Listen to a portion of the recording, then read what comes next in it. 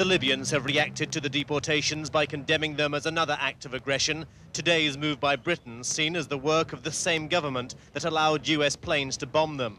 Photographs of casualties were put up in the capital today to keep the anti-British and American propaganda machine turned up high. And other photographs making the point that it was President Reagan and Mrs. Thatcher who killed Colonel Gaddafi's adopted baby daughter during the airstrike a week ago. Now the Libyans are considering what action, if any, to take in response to moves in Europe that will curb Libyan activity abroad. Meanwhile, the first public appearance by any member of the Gaddafi household came when the leader's wife, Safia, and two of her injured boys showed up for a news conference. Uncharacteristically, she used the occasion to publicly condemn the Americans and British, and there was a warning for the pilot who bombed her home. After what happened to me, if I get the pilot for that airplane, I will kill him myself.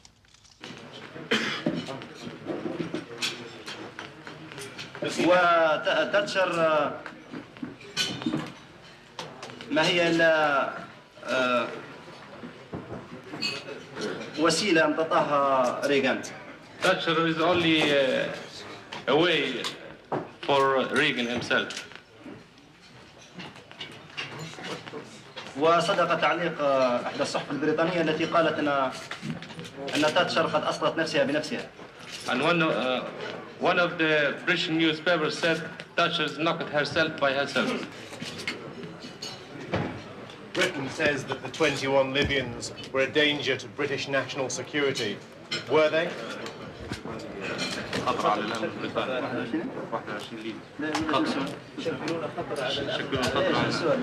What's the question? هل صحيح؟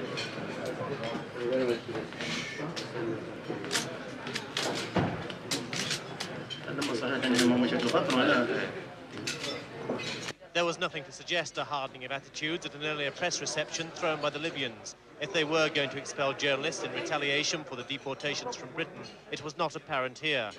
But later came the instruction, possibly from Gaddafi himself, that all American and Western European correspondents must leave the country on first available flights. There was confusion in the lobby when the authorities at first gave a 10-minute deadline to leave.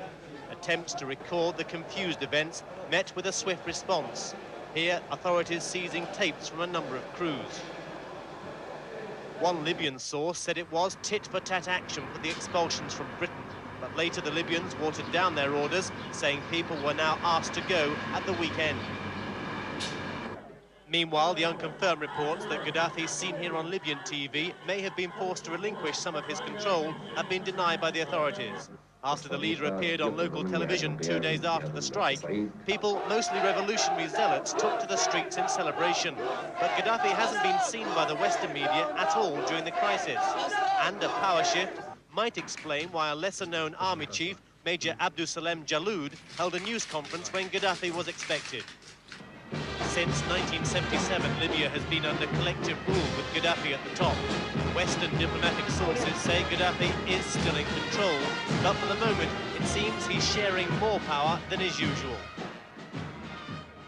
To East Asia and the Pacific, compared to 20 days, our economic engines of power disposal.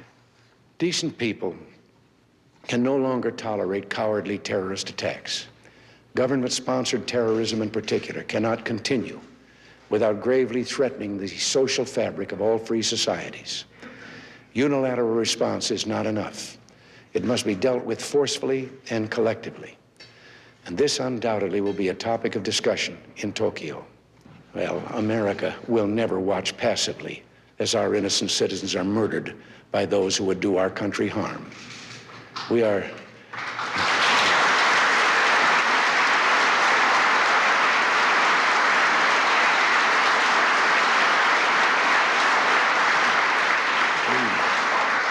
We're slow to wrath and hesitant to use the military power available to us.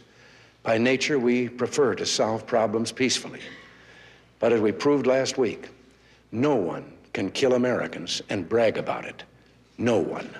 We bear the people of Libya no ill will, but if their government continues its campaign of terror against Americans, we will act again.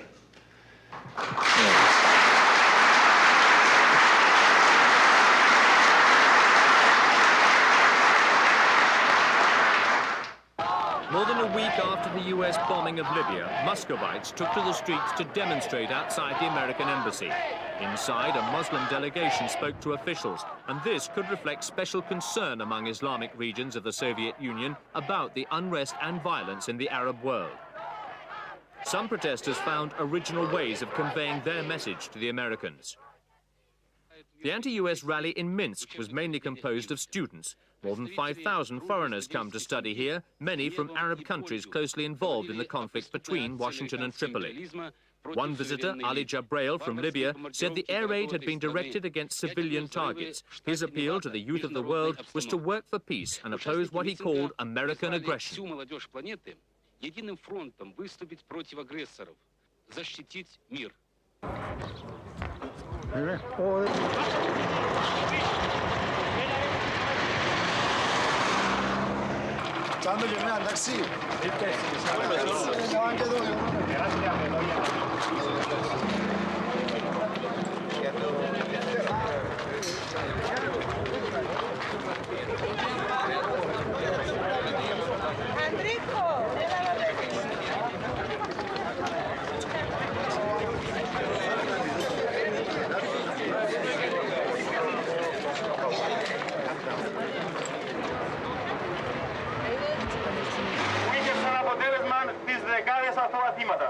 Αμερικάνοι, φωνιάδες των λαών! Αμερικάνοι, φωνιάδες των λαών! Του θανάτου, έξω οι βάσεις! Του θανάτου, έξω οι βάσεις!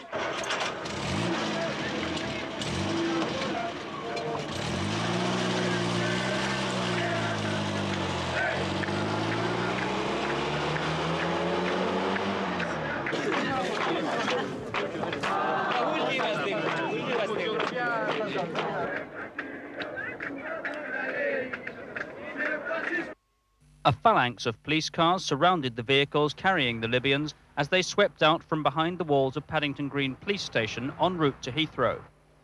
Meanwhile, at the airport, security was at a high pitch as the Libyan Arab Airlines Boeing 727 landed from Tripoli. It taxied to a closely guarded part of Terminal 2. Armed police officers stood at the ready. The passengers, many of them journalists told to leave Libya, got off. And then the 22 Libyans being deported were brought out of the van and filed one by one onto the plane. Clearly defiant as they left this country, they waved at the watching press. The government has said these men were all political organizers for Colonel Gaddafi, though that's disputed by some of their friends left behind. As the Libyans settled into their seats, the passengers and luggage from the plane were taken to a secure area. Police and customs officers went through every item of baggage and searched everyone coming off the plane. Was there any talk in Libya before you left about why you were leaving? No, they told us that our mission was finished and the program was over, is how they put it, and that we were invited to leave, I believe is how they put it. After several hours of delay and still closely watched by police, the Libyan airliner finally took off for Tripoli, where its passengers will doubtless receive a hero's welcome.